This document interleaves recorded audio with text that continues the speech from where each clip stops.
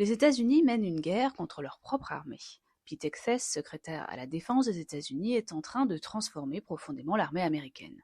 Il cherche à la transformer en outil idéologique, et le problème est que cela la rendrait moins professionnelle et potentiellement moins efficace. Alors quels sont les changements? Pete Hegseth vient en effet d'annoncer qu'il avait limogé le chef de l'armée américaine en pleine guerre contre l'Iran. Le chef d'état-major, le général Andy George, a été forcé de démissionner immédiatement. Il lui restait pourtant encore du temps dans son mandat, normalement 4 ans.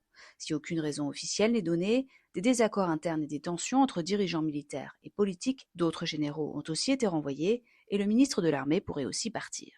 On rappelle que les États-Unis sont en guerre contre l'Iran et que des troupes sont actuellement déployées. Il y a eu des morts côté américain et l'armée pourrait bientôt être engagée dans des opérations terrestres. Mais Pete Hegseth favorise avant tout des personnes loyales politiquement. Son objectif est de transformer l'armée en outil plus idéologique.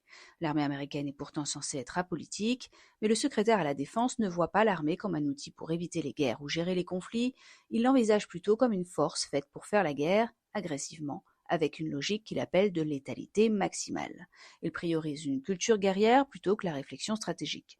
Cette vision simpliste et dangereuse remet en cause les règles militaires traditionnelles. Il s'attaque également aux juristes militaires et aux garde-fous. Des responsables juridiques militaires ont aussi été licenciés, et il minimise certaines contraintes comme le droit de la guerre, mais aussi la discipline. Or, une armée moins encadrée est plus susceptible de déraper. Une armée moins compétente à long terme.